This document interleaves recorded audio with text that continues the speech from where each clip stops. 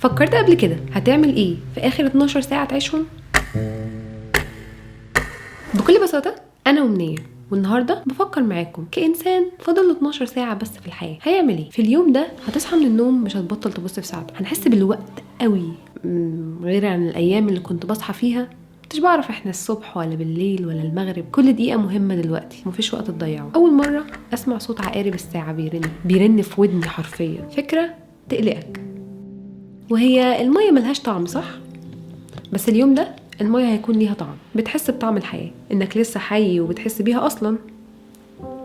العصافير وزنهم كل يوم الصبح مش هيأذينا زي الاول، بس هتودعهم باكل ومية عشان يبقوا يجوا تاني على شباكك حتى لو انت مش موجود في الأوضة.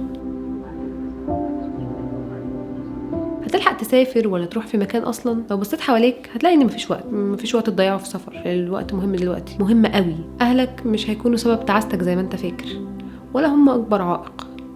حتى لو هم كانوا كده، كل المشاكل هتصغر قوي في عينك. هتحب ملامحهم، صوتهم العالي والواطي، نقاشاتهم المتكررة اللي كل يوم بتسمعها منهم، حاجات المملة، الاسطوانة المشروخة، واي حاجة كنت بترفضها بسبب ومن غير سبب. ساعتها لو طلبوا منك اي حاجة هتكون مستعد تعملها. كل المشاكل هتصغر في عينك، وهتودع خناقة كيس الزبالة بتاعت كل يوم. هتشوف الحاجات تافهة ومش مستاهلة مناوشات وجدالات غير على تستحق، ومش هتتكسف تحضنهم.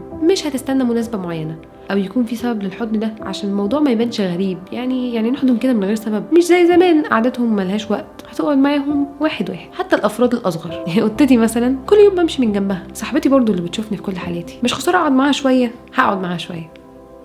هتفكر تفتكر ربنا، وهل انت عملت اللي عايزه منك فعلا؟ هتراجع نفسك، هي حياتك دي استغلتها صح ولا ما كانش همك؟ ودي هتكون مصيبه لو اول مره تفكر فيه. ظلمت نفسك كتير قوي، كان ممكن تشتغل وتخلص في شغلك اكتر، كان عندك كتير تقدمه بس كسلت. والعلاقات اللي ضيعت عليها سنين والاذيه اللي اتعرضت لها او بتعملها اللي حواليك كان ممكن تكون صاحب احسن. هتفرق لو اتعاملت بطريقه احسن من كده، بس الندم مش هينفع دلوقتي. هتتصالح مع اللي تقدر تتصالح معاه، وهتسامح اللي تقدر تسامحه. والأول مرة هتنسى اختراع اسمه التليفون أصلا. أصلا مين مهتم بجد يعرف ايه اللي حاصل دلوقتي؟ أنا مش مهتمة خالص، مبقاش في حاجة أهم من وقتي دلوقتي. أنا ضيعت وقت كتير ومش فاكرة ضيعته في ايه وليه. همشي لحد ما رجلي توجعني. ده كان عندي صحة فعلا تخليني امشي كل يوم واستمتع بالنعمة دي. ما عملتش كده قبل كده ليه؟ التواضع هيحل علينا لما نعرف اننا مش اجمد ناس في الدنيا، احنا شبه بعض، بني ادمين عادي، ومش احنا اللي هننقذ كل حاجة. ولما تعرف الحقيقة دي هتسامح وتعدي. دلوقتي في وقت تشكر اي حد قدم لك حاجة، مش هتاخد دقيقتين بالكتير، بس هتكون ممتن وانت بتعمل كده. والناس ما بقوش مهمين.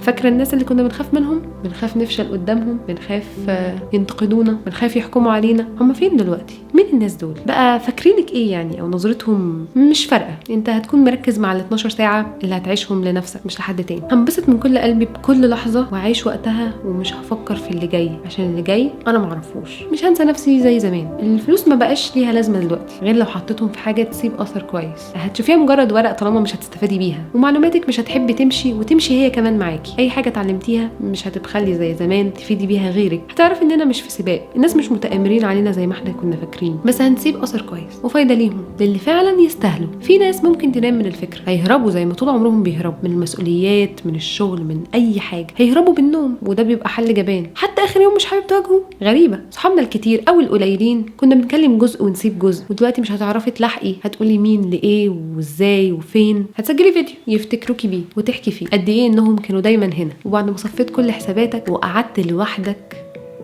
وخلصت ال 12 ساعة اللي اقولك فيها ان دي كانت مجرد فكرة. 12 ساعة يعني يوم واحد بس من اللي بتعيشه كل يوم، متوسط الساعات اللي عندنا كلنا. وده كان مجرد تخيل لليوم الواحد العادي بالوقت الضايع في حياة كل واحد فينا. عشان كده رسالتي من الفيديو ده مختلفة، انك وانت مش واخد بالك انت عايشهم دلوقتي نفس ال 12 ساعة كل يوم، من اول ما بتصحى لحد ما تنام واكتر كمان. فما تتخضش انهم ممكن يكونوا اخر 12 ساعة في حياتك، عشان هم نفسهم كل يوم بتكررهم. بس في ايه انت الوحيد اللي عارف. عمرك ما هتحس انهم مهمين اصلا غير بس لما يبقى الوقت محدود. بس هنعرف منين؟ ودي الفكرة، معاك نفس الوقت كل يوم لحد اخر يوم. امتى اخر يوم؟ ما نعرفش. الموت بيفكرنا ان احنا نعيش، واحنا عايشين دلوقتي وبس كده.